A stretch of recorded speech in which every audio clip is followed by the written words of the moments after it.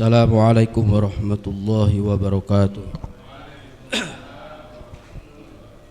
Ladratin Nabil Mustafa Sayyidina Muhammadin sallallahu alaihi wasallam wa ala alihi wa ashabihi wa azwajihi wa dzurriyyatihi wa ali baitihi al-kiram sallallahu alaihi wa yusallim jami' masail.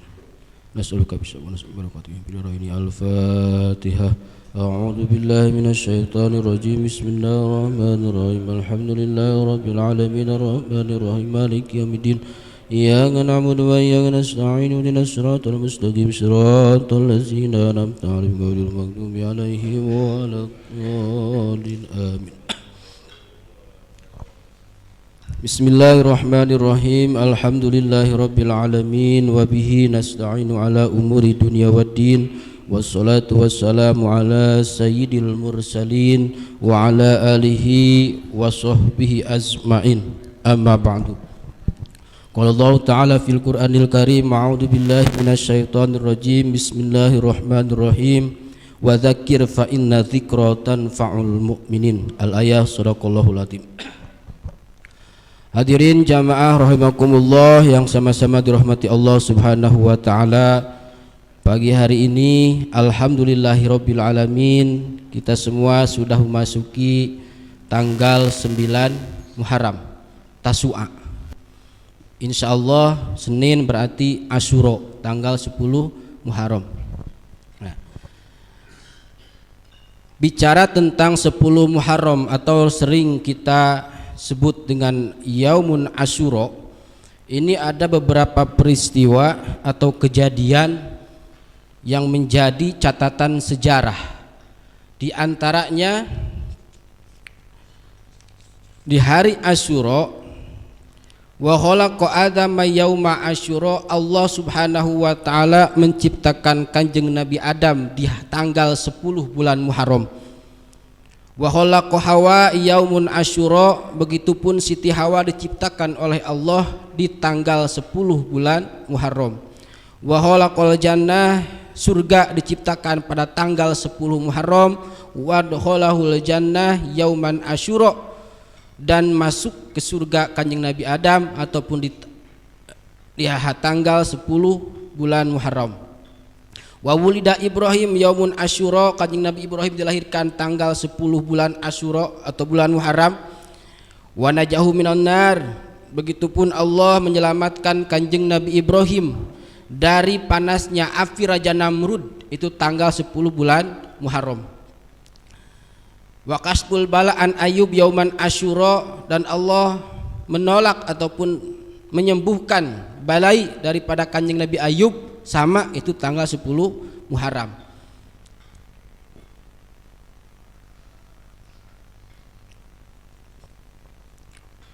Wa wulida Isa fi yaumun Asyura, wa wulida Isa fi yaumin Asyura, Kanjeng Nabi Isa dilahirkan tanggal 10 Muharram. Banyak sekali kisah-kisah tentang tanggal 10 bulan Muharram atau yang sering kita sebut dengan Yaumun Asyura. Di antara para nabi itu diselamatkan, Kanjeng Nabi Nuh diselamatkan dari pada perut ikan, dikeluarkan dari perut ikan itu tanggal 10 Asyura.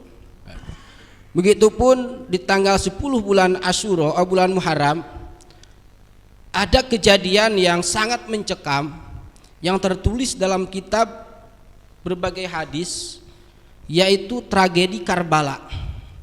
Tragedi Karbala itu adalah terbunuhnya cucu daripada baginda Kanjeng Rasul sallallahu alaihi wasallam yang bernama Sayyidina Husain radhiyallahu an.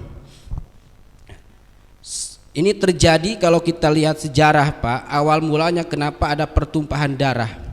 Ini kalau di pengajian umum sebenarnya gak boleh untuk dipublikasikan, karena Muawiyah adalah seorang sahabat yang menjadi tombak, ujung tombak terdepan, garda terdepan ketika Nabi masih hidup. Ketika perang di zaman Kanjeng Nabi, Muawiyah adalah garda terdepan untuk menyongsong, melindungi Kanjeng Nabi dari pembunuhan dalam perang. Muawiyah nanti punya anak yang bernama Yazid. Nah, Yazid ini yang berseteru dengan Sayyidina Husain. Berarti ini dua sahabat berseteru. Nah ini bahaya. Kalau kita bicarakan bongkar secara detail tentang Karbala, ini bahaya karena terjadi dengan sahabat Nabi. Kaum Muawiyah sahabat, Sayyidina Ali Khulafaur Rasyidin. Nah ini bahaya. Nah, garis besarnya saja, Muawiyah punya anak bernama Yazid, Sayyidina Ali punya anak bernama Sayyidina Husain. Nah jadi perseteruan antara ayah dan ayah berlanjut ke anak Muawiyah, Yazid bersama Sayyidina Husain, perseteruan masih terus berlanjut hingga terjadi pembantaian di Karbala. Nah kita ambil tengahnya, ini terjadi pembunuhan, terjadi tragedi yang sangat mencekam kepada baginda Kanjeng Nabi, sehingga nanti ini kepala daripada Sayyidina Husain dijadikan main bola. Ini sejarahnya. Para hadirin jamaah rahimakumullah yang sama-sama dirahmati Allah Subhanahu wa taala, Kanjeng Nabi Muhammad sallallahu alaihi wasallam punya anak, punya putri bernama Siti Fatimah. Siti Fatimah menikah dengan Sayyidina Ali karramallahu wajhah. Dari pernikahan Sayyidina Ali karramallahu wajhah bersama Siti Fatimah Zahra memiliki anak bernama Hasan dan Husain. Berarti Hasan dan Husain ini adalah cucu daripada kanjeng Nabi. Cucu berarti. Sayyidina Hasan kakaknya terlebih dahulu wafat diracun. Diracun. Sayyidina Husain wafat dipenggal kepalanya di Karbala, Irak, Baghdad. Lahirlah Sayyidina Husain radhiyallahu an. Lahir mauliduhu li khamsin layalin khallawna min Sya'ban sanatan arba'in minal hijrah.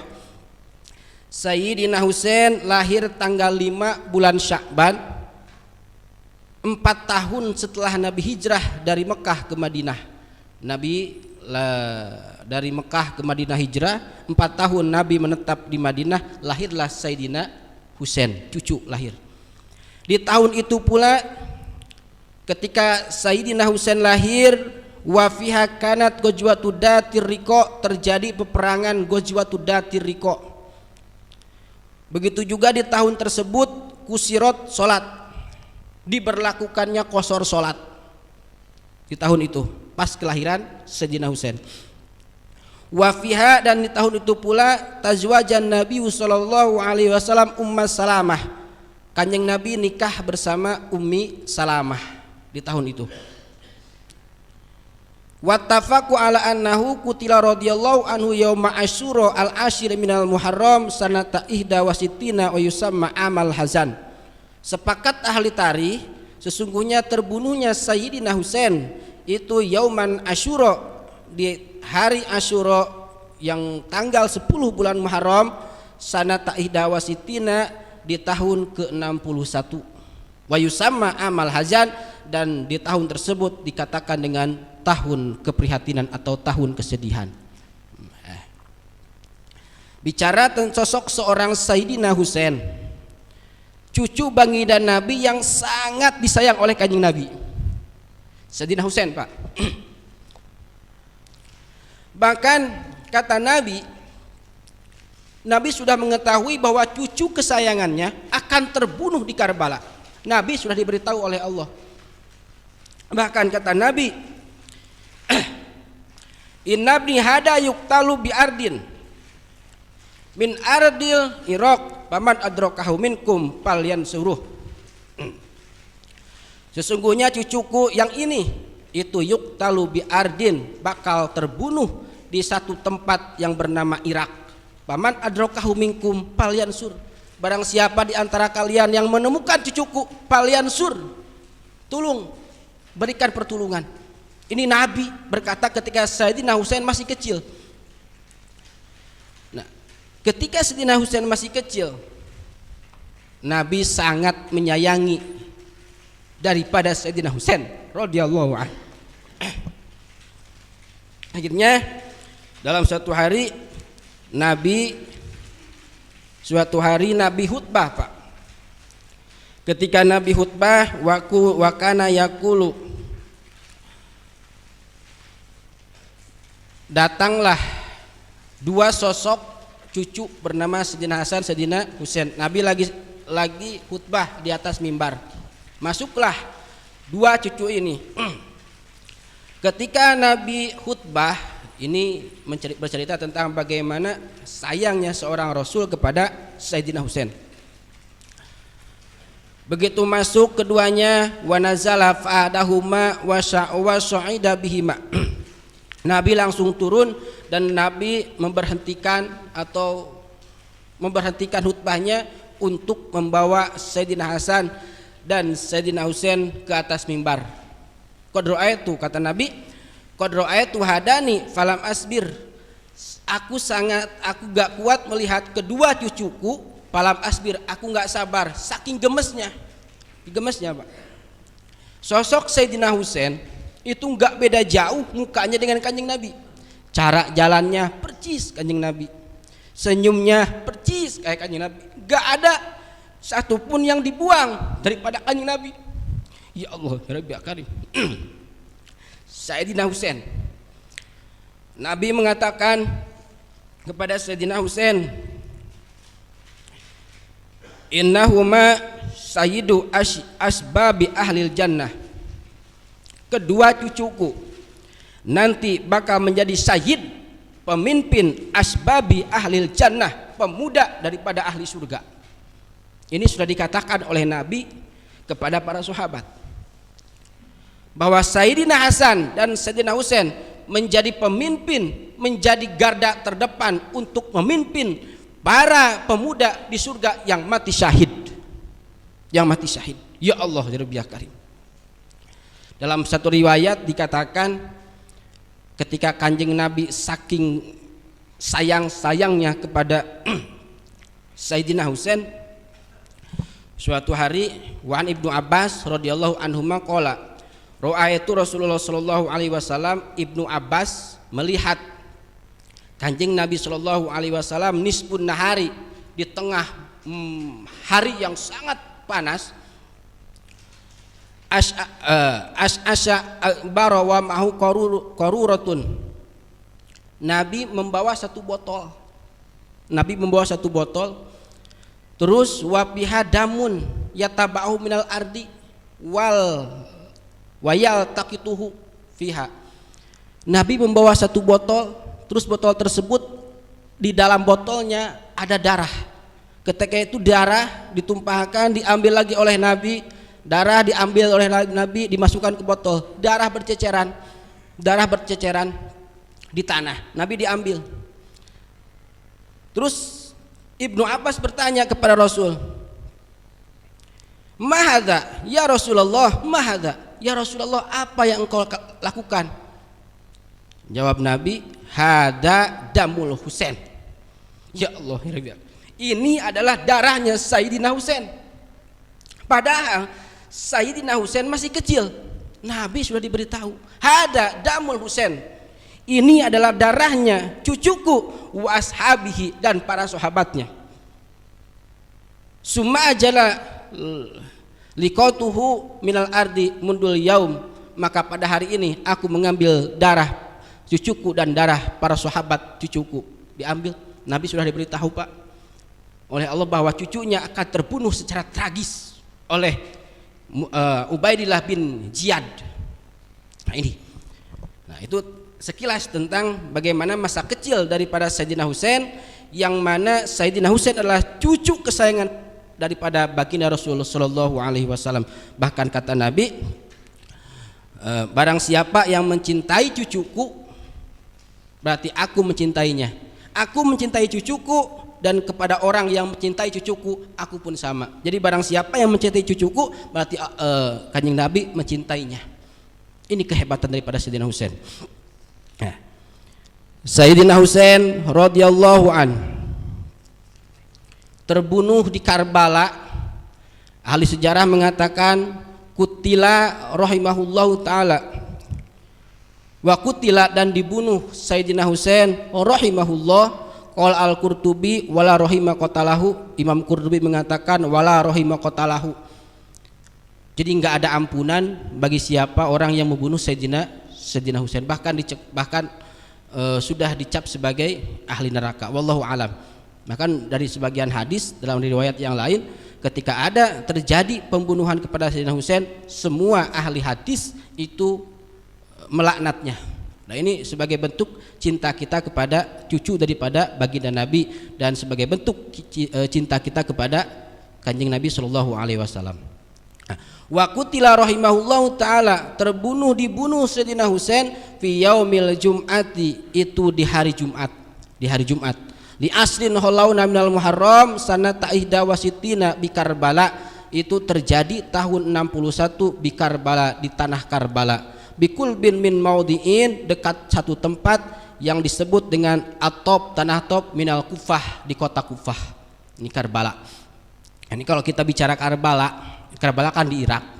Ini besok nih tanggal 10 Muharram, di Karbala itu selalu mengadakan haul Sayyidina Husain. Haul, semua ribuan jamaah berbagai negara datang ke sana. Kalau Bapak punya duit silahkan berangkat ke sana. Insya Allah Pak, ribuan jamaah, keberkahan. Itu lambangnya adalah air. Simbol air itu terjadi ketika seorang sahabat, ketika terjadi pembantaian, ketika Sayyidina Husain sudah terluka dengan berbagai panah, ada seorang sahabat yang akan memberikan air minum. Sayyidina Husain lagi kehausan. Datanglah ini sahabat yang sudah terpenggal sebelah tangannya, sudah buntung Pak, sudah potong. Datang untuk mengambil air kepada untuk memberikan air kepada Sayyidina Husain, mengambillah dari sungai Efrat. Begitu sudah sampai di sungai, kembali tangan ini pas begitu mau mengambil air, tangannya sebelah kanan dibuntungkan, dipotong. Ya Allah, Rabbil Karim, habis, selesai. Masih di situ adab cintanya kepada Sayyidina Husain, agar Sayyidina Husain bisa minum. Biarkan aku terbunuh, yang penting Sayyidina Husain bisa minum. Pakai mulut. Mulut sudah nggak bisa dihantam lagi. Ya Allah, Rabbil Karim. Maka di situ keunikannya. Ketika di Karbala air selalu ngalir terus. Ini sejarah daripada ketika seorang sahabat Sayyidina Husain akan memberikan air tapi kebunuh. Akhirnya semuanya nggak jadi minum.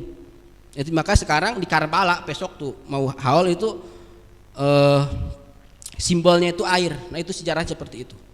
Nah, ini terjadi Sayyidina Husain dibunuh di hari Jumat. Nah, wakilah hari Sabtu, wakilah hari Minggu. Ini tanggal 10 bulan Muharram. Nah, Sayyidina Husain itu terbunuh selama 3 hari terjadi perang, 3 hari. Pasukan yang 40.000, wakilah 40.000 pasukan Muawiyah, pasukan Yazid, dengan kelompok Sayyidina Husain hanya kurang dari 100 orang. Nah, dari secara zahir pun kita sudah bisa menebak bahwa ini akan menjadi kekalahan. Karena ini sebuah tipuan, karena Sayyidina Husain gak mau dibeat oleh Yazid, akhirnya Sayyidina Husain berjuang untuk mempertahankan agama. Ya Allah, ya Rabbi ya Karim. 3 hari. Kalau terjadi pembunuhan hari Jumat, berarti Rebo, Kamis, Jumat, hari Rabu. Hari Rabu sudah mulai pasukan Yazid membentengi Karbala, mengepung Karbala. Hari Rebo, hari pertama terjadi pembantaian yang luar biasa.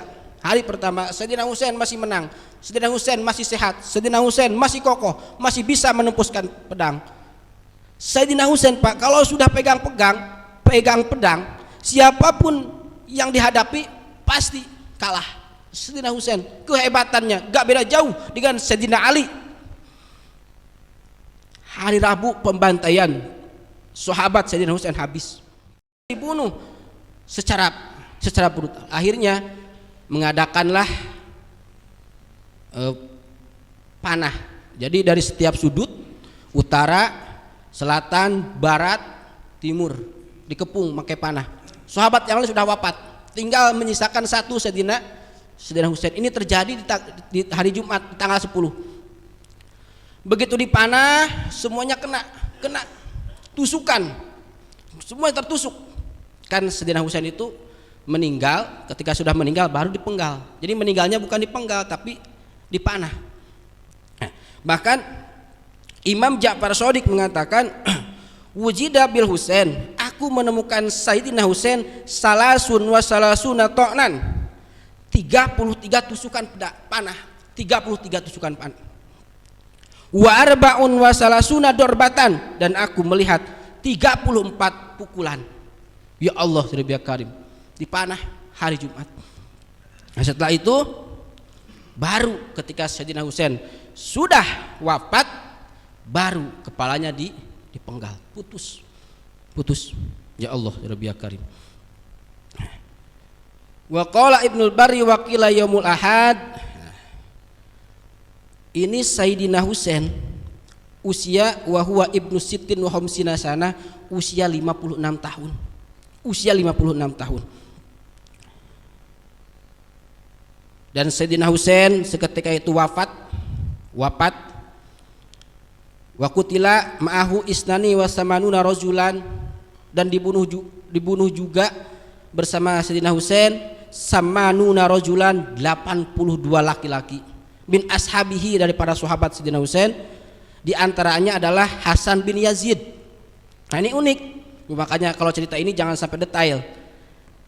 Sayyidina Hasan ini bin Yazid, putra daripada Yazid, putra daripada pembunuh Sayyidina Husain. Putranya ikut rombongan Sayyidina Husain, putra daripada pembunuhnya.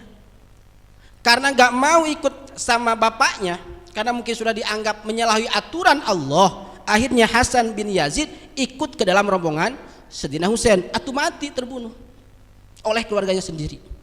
Tuh, ini perseteruan saudara sebenarnya.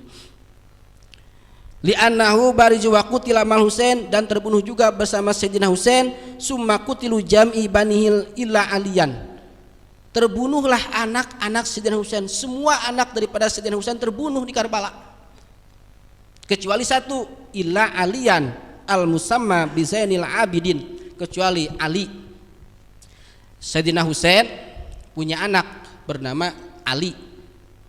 Kenapa anak ini dinamakan Ali? Karena Sayyidina Husain begitu cintanya ke bapaknya, kepada Ali bin Abi Thalib. Sayyidina Husain punya anak dikasih nama Ali. Nah, karena ini tabaruk kepada bapaknya, berarti Ali ini adalah cucu daripada Sayyidina Ali, Ali bin Husain berarti. Nah, Ali bin Husain ini enggak terbunuh, selamat di Karbala. Selamat. Pak Inahu karena maridon, karena saat itu Sayyidina Ali bin Husain itu dalam keadaan maridon, sakit. Nah, sakit. Begitu terbunuh Sayyidina Husain, bapak daripada Sayyidina Ali bin Husain, ini Sayyidina Ali bin Husain, anak daripada Sayyidina Husain, gak menuntut balas kepada Yazid. Dakwahnya beda. Kalau bapak saya itu dengan perasan perang, tapi saya dengan sodakoh. Akhirnya pada saat itu, malam itu juga Sayyidina Ali bin Husain membawa kurma dan gandum ke setiap rumah secara sembunyi-sembunyi. Nah, akhirnya kan masyarakat tahu ini siapa ya yang memberikan, ternyata adalah Sayyidina Ali bin Husain. Nah, Sayyidina Ali bin Husain ini ketika bapaknya sudah terbunuh di Karbala, ya ibadah terus ibadah, akhirnya mendapat julukan Zainal Abidin. Terus ini nih, sampailah turunan pada Said dan Sayyidah. Nah, ini. Nah, terbunuh Sayyidina Husain. Nah, Sayyidina Husain terbunuh, kepalanya dipenggal, Pak. Kepalanya dipenggal. Setelah itu dibawalah ke berbagai negara. Nah, terus yang jadi pertanyaan, siapakah yang membunuh daripada Sayyidina Husain? Nah, ini masih simpang siur. Dalam hadis pun dikatakan wakila, katanya, kata anu. Jadi belum ada yang pasti. Dan di sini pun disebutkan dalam kitab Qurtubi bahwa ihtilaf fala ulama, perbedaan pendapat para ulama, qatalahu, tentang pembunuh daripada Sayyidina Husain. Faqala Yahya bin Mu'in ahlil Kufah yaqulani innal ladzi qatala Husain Amru bin Sa'id bin Abi Waqqas wa qala ya kana Ibrahim Ada yang mengatakan yang membunuh adalah Amru bin Sa'id. Ada juga yang mengatakan pembunuh adalah Sanan bin Uwais. Sudah banyaklah ini. Nah, yang lebih jelas itu yang pembunuh itu adalah Ubaidillah bin Ziyad. Ubaidillah bin Ziyad adalah yang banyak diperbincangkan adalah yang membunuh dan memutus kepala daripada Sayyidina Husain. Nah, selesai itu terbunuh lalu dipenggal. Setelah dipenggal kepalanya oleh Abdullah bin Ziyad, barulah dibawa ke Yazid. Yazid nih, wahai pemimpin, kepala Sayyidina Husain sudah aku pegang. Taruh, kata Yazid, taruh. Yazid memegang satu tumbak atau tongkat yang kecil, ukuran 0,5 meter. Bibir daripada Sayyidina Husain ditusuk. Ini bibir yang dulu pernah dicium oleh Kanjeng Nabi. Ya Allah, ya Rabbi Karim, kebayang nggak? Matanya ditusuk, habis mah, tusuk. Setelah itu bawa ke Mekah, bawa ke Madinah, bawa ke Iran, keliling dunia. Sambil itu kepala ditendang, sambil ketawa-ketawa, menikmati keberhasilan membunuh daripada cucu Nabi sallallahu alaihi wasallam. Terus seperti itu. Nah, setelah dibawa keliling selama wakil 40 hari ditendang berkeliling dunia, ditendang, akhirnya dikubur. Nah, cara penguburannya pun ini masih berbeda pendapat. Ada yang mengatakan bahwa kepala Sayyidina Husain itu dikubur di Madinah. Ada juga yang mengatakan ketika 40 hari setelah keliling dunia, kepala daripada Sayyidina Husain dibawa kembali ke Karbala, disatuin dengan tubuhnya. Nah, ini masih simpang siur tentang itu. Makanya nanti ketika Bapak ziarah ke Madinah menanyakan di mana kepala Sayyidina Husain, pasti ada. Ketika Bapak di Karbala menanyakan di mana kepala Sayyidina Husain, pasti ada. Jadi ada dua, karena dua versi. Nah, ini terjadi pada hadirin di tanggal 10 Muharram, ketika kepala daripada Sayyidina Husain dijadikan bola oleh kaum Muawiyah, oleh kaum Yazid. Dan ini menjadi suatu penghinaan kepada Sayyidina Husain dan penghinaan kepada baginda Rasulullah SAW selaku kakeknya yang menyayangi daripada cucunya. Kenapa kepalanya ditendang-tendang seperti itu? Sudah menjadi kepuasan. Akhirnya jadilah tradisi main bola tuh. Yang suka main bola berarti sama dengan orang yang melelehkan daripada cucu daripada baginda Kanjeng Nabi. Nah, kadang-kadang kita bingung, Pak, kalau lihat sejarah, sedangkan kita kan hobi main bola, tapi di satu sisi ya Allah ya Rabbi Karim, tinggal istighfar, Pak, serahkan kepada Allah. Andai kata ini benar menjadi penghinaan kepada cucu daripada baginda Kanjeng Nabi, ya Allah ampuni dosaku daripada main bola. Mungkin main bola bisa menjadi sebab kita masuk neraka, Pak, dengan tujuan bahwa itu adalah sebuah penghinaan kepada cucu daripada baginda Kanjeng Nabi. Ya Allah ya Rabbi Karim, saya ingat, Pak, sejarah dulu ingat pernah ada kejadian di Banjar. Nah, sampai sekarang alhamdulillah di pondok pesantren Banjar nggak ada main bola. Dulu mah, Bu, di Jawa Barat, Pak, ini sekedar cerita. Di Jawa Barat yang namanya main bola, santri yang jago main bola adalah Minhajul Karomah, Ponpes Ayah Banjar. Ketika ada kompetisi pasti juara. Soalnya di situ calon-calonnya santri-santrinya jago main bola, Pak. Nah, pernah suatu kejadian main bola lah dengan murid daripada Ajengan Oman, Cikole. Diadu kompetisi, menang Banjar. Dapat hadiah kan. Nah, singkat cerita lah, suatu hari kita main bola, sore latihan biasa, Pak, habis asar, Jumat kan libur ngaji ceritanya. Guru itu nggak ngomong ke murid gini, udah kamu jangan main bola, haram main bola, nggak gitu. Nah, main bola ceritanya, kita habis asar jam 5, setengah 6 kiai datang pakai baju putih-putih, mau ke masjid, mau sholat maghrib, persiapan. Nah, kita main bola aja, begitu lewat ke situ, lep semua, berhenti semua, malu, nunduk. Itu Pak, itu kiai masuk lapangan Pak, masuk lapangan, Allahumma yarham, masuk lapangan. Kita akan kaget, ngapain? Sangkaan kita pasti kita akan dimarahi. Karena waktu sudah sore 5:30, kita belum bubar. Kata Pak Kiai, ceng atau jang, teruskan main bola. Teruskan main bola. Dengan senyumnya, teruskan main bola. Oke. Mama jadi kiper. Jadi kiper Pak, malu kan? Jadi kiper. Udah, jadi kiper ngiperan, jadi kiper. Baju putih-putih, apalagi lapangan waktu itu becek habis hujan. Ngiperan. Kata Pak Kiai, "Jang, tendang, ayo tendang. Kalau kamu benar main bola, bisa main bola tendang." Ditendang Pak. Kenalah baju yang putih. Udah. Sekarang giliran kamu tendang. Kita akan bingung. Nurut gak nurut gimana? Nurut ya Kiai, gak nurut ya Kiai. Dipaksa, tendang pokoknya, ayo tendang. Biar kamu jago main bolanya. Ditendang yang kedua, kena lagi. Oh, berarti kalian belum bisa main bola. Gak ada yang masuk tendangannya. Yang ketiga, masuk yang ketiga. Udah katanya masuk, akhirnya kata Pak Kiai, udah karena kamu sekarang udah jago main bola, udah sekarang mama mau ganti baju dulu karena bajunya kotor, pulang ke rumah. Nah, secara ini guru itu, bahasa kita itu saat itu adalah melarang sebenarnya, tapi dengan secara halus ikut main bola. Nah, akhirnya ketika hari besok datang lagi, kenapa nggak main bola? Malu sama Pak Kiai, takut Pak Kiai ikutan. Nah, akhirnya kan sampai sekarang nggak ada. Itu adab seorang guru ke murid seperti itu. Berarti ini guru sudah hebat mendidik seorang murid itu dengan secara halus, memberhentikan main bola, bukan melarang, tapi dengan ikut supaya santri menjadi malu. Ya Allah, cerita Banjar. Akhirnya sampai sekarang Banjar, Cilongok nggak ada main bola. Kan sejarahnya seperti itu. Ya Allah, Rabbi Karim. Nah, ini tentang main bola ya terserah kita lah.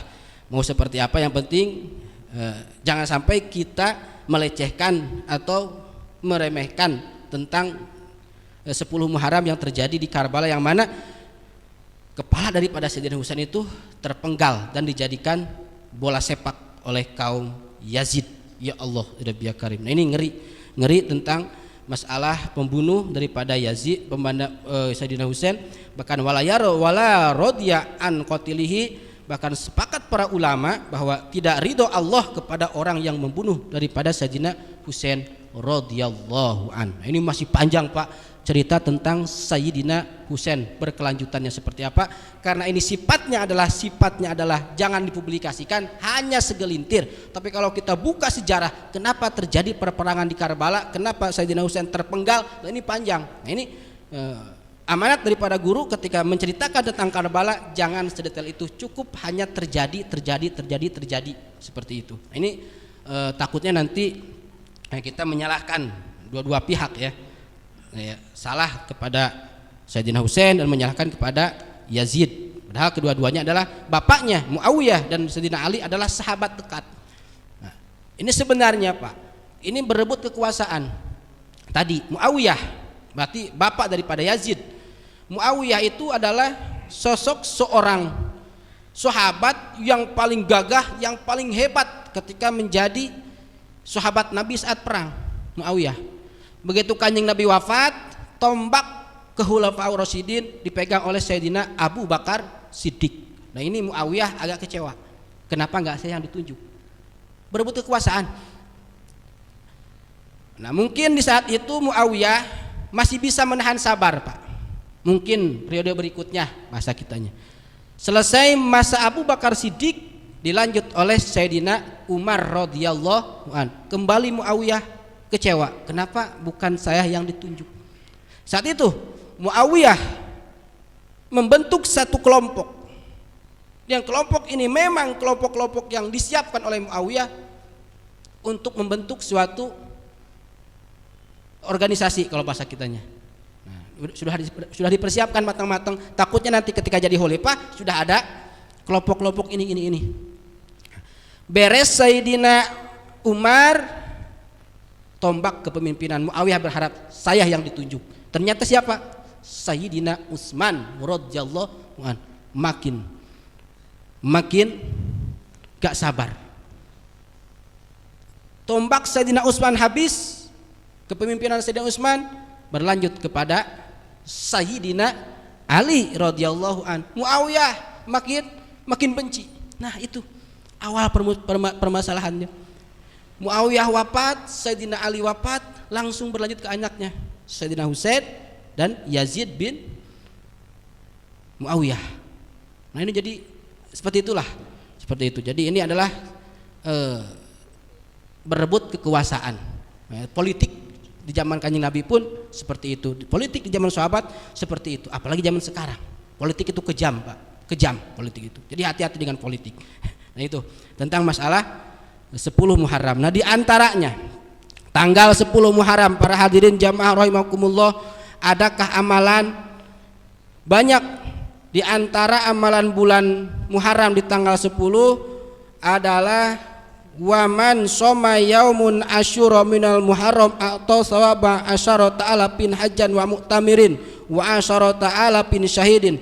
Barang siapa yang berpuasa tanggal 10 bulan Muharram atau Asyura atau sawaba asyaratin, Allah berikan pahala 10.000 munggah haji wa mu'tamirin dan 10.000 umroh. Tuh, tanggal 10 besok yang puasa. Kanjeng Nabi pernah datang ke Madinah. Terus orang-orang Madinah berpuasa. Nabi bertanya, wahai orang Yahudi Madinah, kenapa engkau berpuasa di tanggal 10? Kata orang Yahudi, saya berpuasa di tanggal ini karena Kanjeng Nabi Musa alaihissalatu wassalam itu diselamatkan dari kepungan Fir'aun. Nah, untuk menghormati itu, rasa bangga dan rasa syukur, maka tanggal ini saya puasa. Oh, kata Kanjeng Nabi, aku lebih utama daripada kalian. Akhirnya Kanjeng Nabi memerintah kepada sahabat untuk berpuasa. Nah, lalu sahabat bertanya, ya Rasulullah, tanggal 10 adalah puasanya Yahudi dan Nasrani. Kata Kanjeng Nabi, ya udah, biar tidak menyamai Yahudi dan Nasrani, kita berpuasa tanggal 9 Tasu'a. Nah, tapi pada saat itu Kanjeng Nabi sudah wafat. Di tahun berikutnya Kanjeng Nabi gak pernah melaksanakan atau belum pernah melaksanakan puasa tanggal 9 karena Nabi sudah wafat. Tapi sahabat melanjutkan perintah daripada Kanjeng Nabi, puasa tanggal 9 Asyura dan puasa tanggal 10. Supaya apa? Supaya gak menyamai puasanya orang Yahudi. Makanya kalau mau puasa, qoblahu wa ba'dahu, sebelum tanggal 10, tanggal 9 atau tanggal setelahnya tanggal 11. Nah, tapi ahli fikih mengatakan lebih utama 9, 10 ketimbang 10, 11. Nah, karena hari ini Tasu'a, Bapak sudah minum teh manis, nggak puasa kan? Berarti bisa tanggal 11. Daripada Bapak puasa 1 hari, itu sama dengan kaum Yahudi. Nah, daripada menyamai, ya udah cari aman, nggak usah puasa. Nggak usah puasa kan sama, nggak usah puasa. Kayaknya itu yang banyak nih. 9 kan nggak puasa, 10 puasa, berarti 11 males. Ya udah nih nggak usah puasa, ya udah kan nggak menyamai Yahudi. Allahu Karim. Nah, itu terserah lah ya, mau puasa atau enggak. Kata Nabi, ketika kamu menemukan tanggal 9, 10 mau puasa atau enggak, ya terserah. Kok itu sunat. Tapi lebih utama adalah puasa tanggal 9, 10. Nah, di samping puasa, waman masyayadahu ala ra'sil yatim yauman asyura rafa'allahu ta'ala bikulli sya'ratin darajat. Barang siapa yang mengusap kepala anak yatim, maka Allah akan mengangkat dari satu helai rambut 1 derajat. Besok tanggal 10 Bapak temui anak yatim, elus kepalanya, hasbunallah wa ni'mal wakil, dielus. Lalu kasih duit, jangan dielus doang ya. Nah, kalau dilus doang anak itu juga ngapain sih katanya. disangka ribut. Ada lagi ini mengelus ibunya yatim, wah bahaya ini mah. Dikasih duitnya gede. Nah, sunat ya, tanggal 10 itu besok kita memberikan sedikit rezeki untuk anak yatim supaya anak yatim itu bahagia. Nah, ini kenapa tanggal 10 itu kita disunatkan lebih utama di tanggal 10 untuk menyantuni anak yatim ya tadi. Karena anak-anak daripada Sayyidina Husain itu terbunuh di Karbala. Nah, untuk menghormatinya itu ya kita sayangi anak yatim. Sama ketika kita menyantuni anak yatim di tanggal 10, berarti sama kita menyayangi anak-anak daripada Sayyidina Husain radhiyallahu an. Itu. Waman patoro mu'minan lailatan asyura faka'annam abtara indahu jami'i ummati Muhammadin alaihi salatu wassalam. Nah ini bagi yang nggak puasa nih, bapak tanggal ini nggak puasa, besok nggak puasa tanggal 10. Ada lagi pahala ketika bapak memberikan 1 gelas air minum atau 1 butir kurma kepada orang yang berpuasa di tanggal Asyura, maka itu sama dengan bapak memberikan 1 gelas kepada seluruh umat Kanjeng Nabi Muhammad sallallahu alaihi wasallam. Tuh, nggak puasa berikan air minum, berikan takjil kepada orang yang berpuasa. Hebat.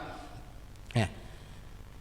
Dan ada lagi yang lebih hebat, itu adalah ketika kita di tanggal 10 bulan Asyura itu adalah kita memberikan keluasan rezeki kepada keluarga. Nah ini memberikan keluasan rezeki kepada keluarga di tanggal 10 itu lebih afdol.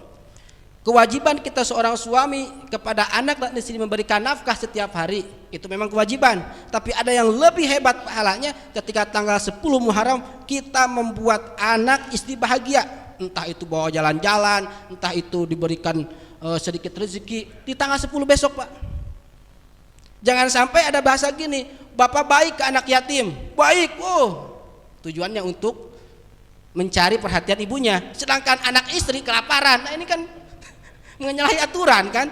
Nah maka di sini seimbang, ketika tanggal 10 bulan Muharram santuni anak yatim dan berikan keluasan rezeki kepada keluarga. Insya Allah 1 derajat bapak memberikan 1 keluasan rezeki kepada keluarga, maka di tahun itu rezeki bapak akan menjadi limpah luas. Hadis seperti itu. Ya Allah Rabbi ya Karim. Di antaranya itu ya amal-amalan di bulan Muharram tanggal 10. Ada lagi yang gampang, itu adalah mandi sunat. Nah besok tanggal 10 bapak mandi sunat, bapak mau berangkat kerja disunatkan untuk mandi sunat.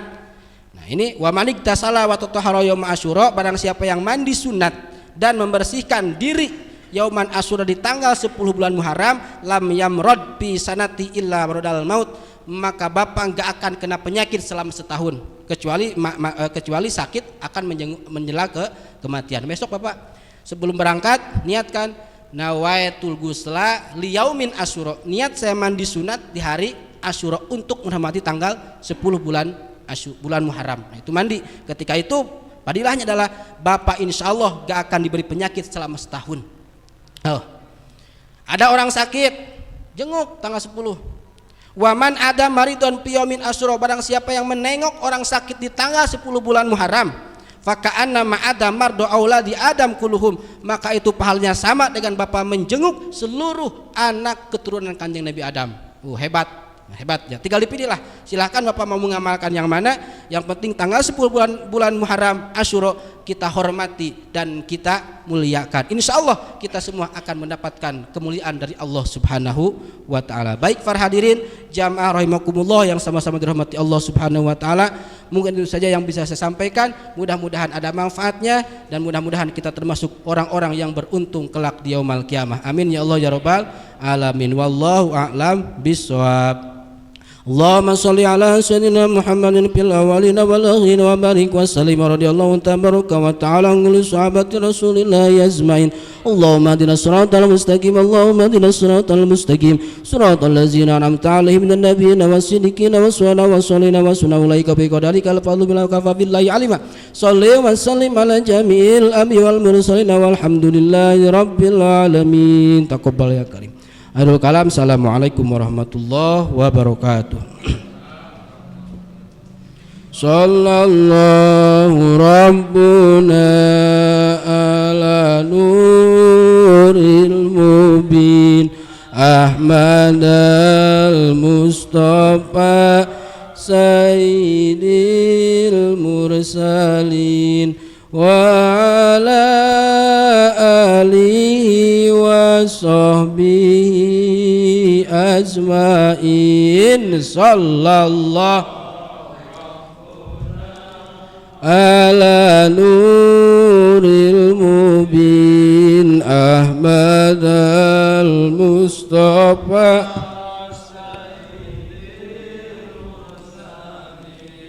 wa ala alihi wa sahbihi ajmain. Sallallahu rabbuna ala nur